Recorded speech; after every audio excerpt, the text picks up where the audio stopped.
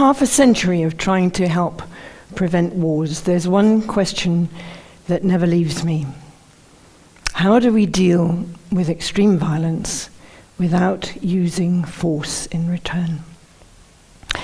When you're faced with brutality, whether it's a child facing a bully in the playground, or domestic violence, or on the streets of Syria today facing tanks and shrapnel, what's the most effective thing to do? Fight back? Give in? Use more force? This question, how do I deal with the bully without becoming a thug in return, has been with me ever since I was a child. I remember I was about 13, glued to a grainy black and white television in my parents' living room as Soviet tanks rolled into Budapest. And kids not much older than me were throwing themselves at the tanks and getting mown down. And I rushed upstairs and started packing my suitcase, and my mother came up and said, "What on earth are you doing?" And I said, "I'm going to Budapest." And she said, "What on earth for?" And I said, "Kids are getting killed there. There's something terrible happening." And she said, "Don't be so silly." And I started to cry. And she got it. She said, "Okay, I see it's serious. You're much too young to help. You need training. I'll help you, but just unpack your suitcase." And so I got some training and went and worked in Africa during most of my 20s. But I realized that what I really needed to know I couldn't get from training courses. I wanted to understand how violence, how oppression works. And what I've discovered since is this. Bullies use violence in 3 ways. They use political violence to intimidate, physical violence to terrorize, and mental or emotional violence to undermine. And only very rarely, in very few cases, does it work to use more violence. Nelson Mandela went to jail believing in violence.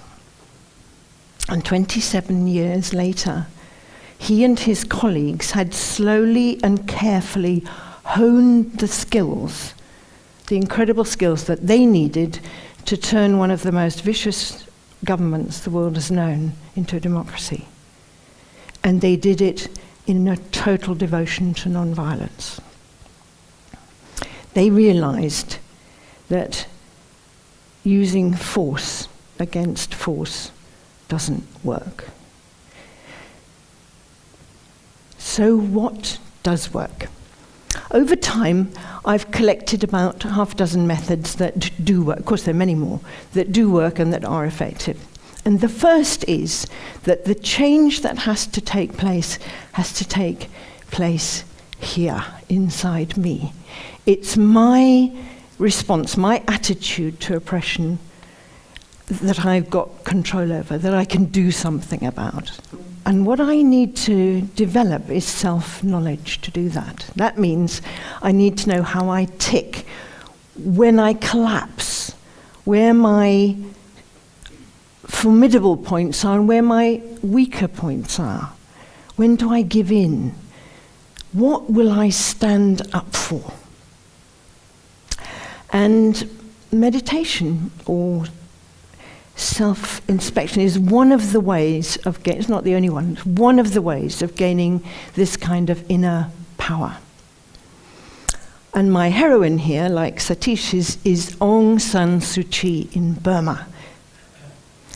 She was leading a group of students on a protest in the streets of Rangoon. They came around a corner faced with a row of machine guns. And she realized straight away that the soldiers, with their fingers shaking on the triggers, were more scared than the student protesters behind her. But she told the students to sit down. And she walked forward with such calm and such clarity and such total lack of fear that she could walk right up to the first gun put her hand on it and lower it. And no one got killed. So that's what the mastery of fear can do. Not only faced with machine guns, but if you meet a knife fight in the street, that we have to practice. So what about our fear? I have a little mantra. My fear grows fat on the energy I feed it. And if it grows very big, it probably happens. So we all know the 3 o'clock in the morning syndrome, when something you've been worrying about wakes you up. I see a lot of people. And for an hour, you toss and turn, and it gets worse and worse, and by 4 o'clock, you're pinned to the pillow by a monster this big. The only thing to do is to get up, make a cup of tea, and sit down with the fear like a child beside you. You're the adult. The fear is the child. And you talk to the fear and you ask it what it wants, what it needs. How can this be made better? How can the child feel stronger? And you make a plan and you say, okay, now we're going back to sleep. 7:30, we're getting up, and that's what we're going to do. I had one of these 3 a.m. episodes on Sunday, paralyzed with fear at coming to talk to you. So I did the thing, I got up, made the cup of tea, sat down with it, did it all, and I'm here. Still partly paralyzed, but I'm here. So that's fear. What about anger? Wherever there's injustice, there's anger. But anger is like gasoline, and if you spray it around and somebody lights a match, you've got an inferno. But anger as an engine, in an engine, is powerful. If we can put our anger inside an engine, it can drive us forward, it can get us through the dreadful moments, and it can give us real inner power. And I learned this in my work with nuclear weapon policymakers, because at the beginning I was so outraged at the dangers they were exposing us to that I just wanted to argue and blame and make them wrong. Totally ineffective. In order to develop a dialogue for change, we have to deal with our anger. It's okay to be angry with the thing, the nuclear weapons in this case, but it is hopeless to be angry with the people. They are human beings just like us. They're doing what they think is best, and that's the basis on which we have to talk with them. So that's the third one, anger. And it brings me to the crux of what's going on, or what I perceive is going on in the world today, which is that last century was top-down power. It was still governments telling people what to do. This century there's a shift. It's bottom-up or grassroots power. It's like mushrooms coming through concrete. It's people joining up with people, as Bundy just said, miles away to bring about change. And Peace Direct spotted quite early on that local people in areas of very hot conflict know what to do. They know best what to do. So Peace Direct gets behind them to do that. And the kind of thing they're doing is demobilizing militias, rebuilding economies, resettling refugees, even liberating child soldiers. And they have to risk their lives almost every day to do this. And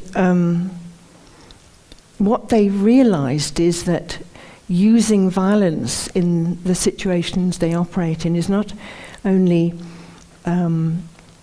less humane, but it's less effective than using methods that connect people with people, that rebuild. And I think that the US military is finally beginning to get this. Up to now, their counter-terrorism policy has been to kill insurgents at almost any cost. And if civilians get in the way, that's written as collateral damage. And this is so infuriating and humiliating for the population of Afghanistan that it makes recruitment for Al-Qaeda very easy when people are so disgusted by, for example, the burning of the Quran. So the training of the troops has to change. And I think there are signs that it is beginning to change. The British military have always been much better at this. But there's one magnificent example for them to take their cue from, and that's a brilliant US Lieutenant Colonel called Chris Hughes. And he was leading his men down the streets of Najaf in Iraq, actually. And suddenly, people were pouring out of the houses on either side of the road, screaming, yelling, furiously angry, and surrounded these very young troops who were completely terrified, didn't know what was going on, couldn't speak Arabic. And Chris Hughes strode into the middle of the throng with his weapon above his head, pointing at the ground, and he said, "Kneel." And these huge soldiers with their backpacks and their body armor wobbled to the ground. And complete silence fell. And after about 2 minutes, everybody moved aside and went home. Now, that to me is wisdom in action. In the moment, that's what he did. And it's happening everywhere now. You don't believe me? Have you asked yourselves why and how so many dictatorships have collapsed over the last 30 years? Dictatorships in Czechoslovakia, East Germany, Estonia, Latvia, Lithuania, Mali, Madagascar, Poland, the Philippines, Serbia, Slovenia, I could go on, and now Tunisia and Egypt. And this hasn't just happened, you know. A lot of it is due to a book written by an 80-year-old man in Boston, Gene Sharp. He wrote a book called From Dictatorship to Democracy, with 81 methodologies for non-violent resistance. And it's been translated into 26 languages, it's flown around the world, and it's being used by young people and older people everywhere. Because it works, it's effective. So this is what gives me hope. Not just hope, this is what makes me feel very positive right now. Because finally, human beings are getting it. We're getting practical, doable methodologies to answer my question. How do we deal with a bully without becoming a thug? We're using the kind of skills that I've outlined. Inner power, development of inner power through self-knowledge. Recognizing and working with our fear. Using anger as a fuel. Cooperating with others. Banding together with others. Courage. And most importantly, commitment to active non-violence. Now, I don't just believe in non-violence. I don't have to believe in it. I see evidence everywhere of how it works. And I see that we, ordinary people, can do what Aung San Suu Kyi and Gandhi and Mandela did.